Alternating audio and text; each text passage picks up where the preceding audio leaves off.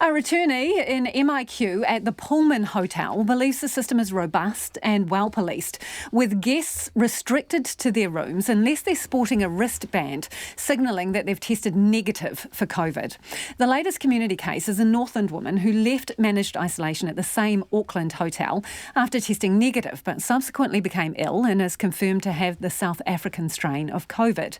Genome testing indicates she caught it from another guest at the MIQ hotel, but health officials don't know exactly how.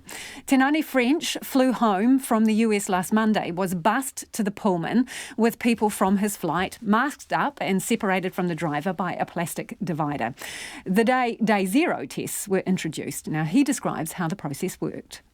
So we were all socially distanced in the line. Everyone had to wear the masks that were provided to us. We got given a barcode to track the test results.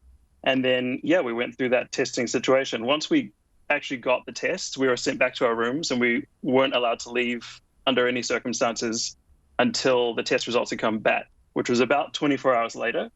When we did get the test results texted to us, we still had to remain in the room until we got a wristband. So a nurse would go around to everyone who had got a negative test. They'd do a temperature check at the room, and then they'd give us a wristband, which would let us leave the room to go to the exercise area. So the wristband shows that you had a negative test. I'm wondering how carefully was that policed, the wearing of the wristband? Pretty carefully. Once I actually forgot to put my wristband off before I left my room. And before I even got to the elevator, a staff member basically yelled at me to go back to my room and put it on. So they're pretty onto it. And I haven't seen anybody else walking around who doesn't have one. So how compliant do you think guests are being from what you've seen? From what I've seen, pretty compliant. I haven't seen a single person lower their mask at all or take it off. And everyone's been very cognizant about social distancing. It's as if we actually have a bubble around us. People are like walking around other people. There's not a lot of times where we're close enough to anyone for it to be an issue. I think the main congestion point is the elevator lobby.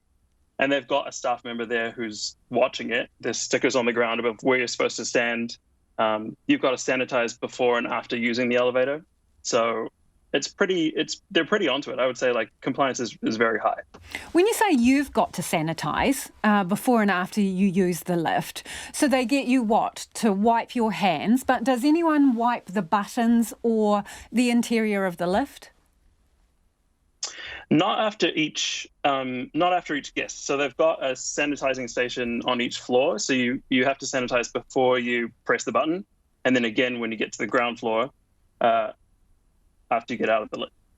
And just to be clear, when you arrived at the hotel and you say they checked everyone in one bubble at a time, when you went to check in, was there anyone else around you, like people departing the hotel? Anyone? Who could you see? No, so everyone had come in from the same bus as us. They actually, what we've noticed is they'll post the hours for the lobby and for the exercise area in each of the floor's elevator bays.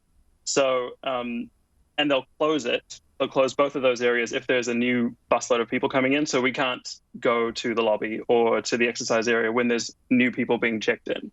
So they keep it quite separate. The new arrivals are very separate from us. What about people leaving? Have you seen any congestion when people are leaving? Do people leave through the same door and reception area as people arrive? I'm not sure. I haven't seen anybody leaving. The time that they gave us to leave next week was quite early in the morning, which is actually before the exercise area opens. So I'm not sure if that's intentional to try and keep the two groups separate. But yeah, that's all I know about that. Do you still get to leave on time after what's happened? They haven't told us anything different. So yeah, our exit plan is still the 14 days. Assuming that you test negative all the way through. So how did you find out about this community case and its connection to the Pullman? Just from watching the news, basically. We haven't heard anything from the facility itself about it. It's all just been from the media. So, given what you've seen there and what you've heard, do you have any idea how this woman may have picked up a COVID infection from another guest? Are there any points where you think, oh, that's not quite right, or it could be better?